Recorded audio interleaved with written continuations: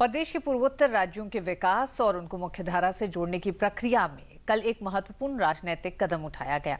असम की जीत के बाद बीजेपी द्वारा गठित नॉर्थ ईस्ट डेमोक्रेटिक अलायंस यानी नेडा का पहला राजनीतिक सम्मेलन गुवाहाटी में आयोजित किया गया। बैठक में बीजेपी अध्यक्ष अमित शाह ने कहा कि नेडा के सामूहिक प्रयास से न केवल पूर्वोत्तर के 8 राज्यों का विकास होगा, साथ ही देश भी तरक्की करेगा।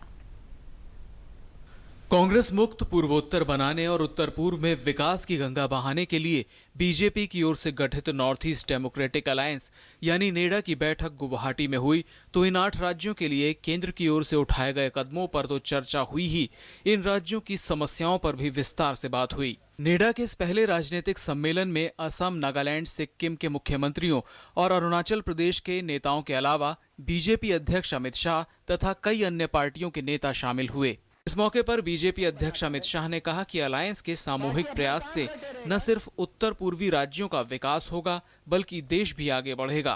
आज जो नेडा बना है वो नेडा पूरे नॉर्थ ईस्ट के अंदर एक राजनीतिक संगठन के नाते नॉर्थ ईस्ट को भारत के साथ एक रस करने की महत्वपूर्ण भूमिका नेडा निभाने वाला है, ये मैं स्पष्टता के साथ दे सकता हूं। अमित शाह ने पूर्वोत्तर राज्यों के विकास में पिछड़ जाने के लिए पूर्ववर्ती सरकारों पर आरोप लगाया और कहा कि अगर सरकारों ने ध्यान दिया होता तो पूर्वोत्तर राज्य आज काफी विकसित हो गए होते। नेडा बीजेपी और पूर्वोत्तर में इसकी 9 क्षेत्रीय साझेदार पार्टियों का साझा मंच है और असम के उप मुख्यमंत्री हेमंत बिस्व शर्मा इसके संयोजक हैं। असम चुनावों में बीजेपी की जीत के बाद इस साल में नेडा की स्थापना हुई थी और ये उसका पहला राजनीतिक सम्मेलन था। नेडा को संबोधित करते हुए असम के मुख्यमंत्री सर्बानंद सोनोवाल ने कहा, अगर पूर्वोत्तर राज्यों का विकास करना होगा तो इलाके के सभी नेताओं को मिलकर काम करना होगा।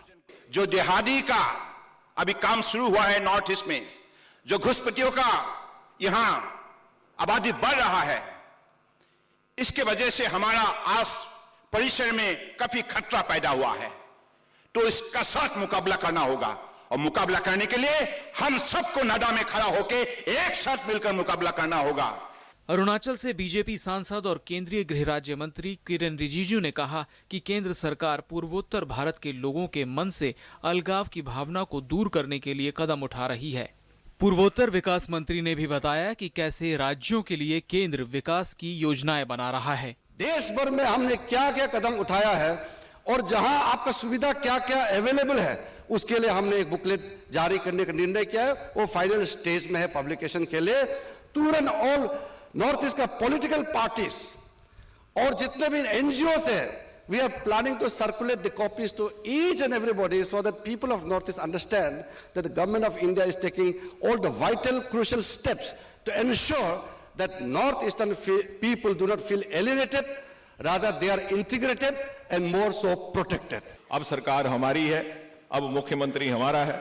मुझे विश्वास है कि नए मनोबल के साथ, नए भरोसे के साथ, नई ऊर्जा के साथ और नई साहस के साथ हम और अधिक गति से सोनोवाल जी और बाकी मुख्यमंत्री मित्रों के सहयोग से डोनर का काम और तेजी से बढ़ा सकेंगे और पूर्वोत्तर में अपनी योजनाओं को और गति के साथ आगे बढ़ाने में सफल रहेंगे।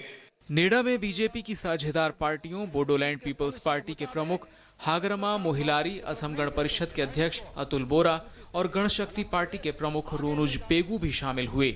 इसी सम्मेलन में गुवाहाटी घोषणा पत्र भी पेश किया गया जिसमें स्थानीय से लेकर राष्ट्रीय और अंतर्राष्ट्रीय महत्व के 3 मुद्दों पर ध्यान केंद्रित किया गया। इनमें क्षेत्र को कांग्रेस मुक्त बनाने के लिए बीजेपी और उसके पूर्वोत्तर के साझेदारों के आधार में विस्तार करना, राष्ट्रीय स्तर पर पूर्वोत्तर के विकास की दिशा में काम करना शामिल है।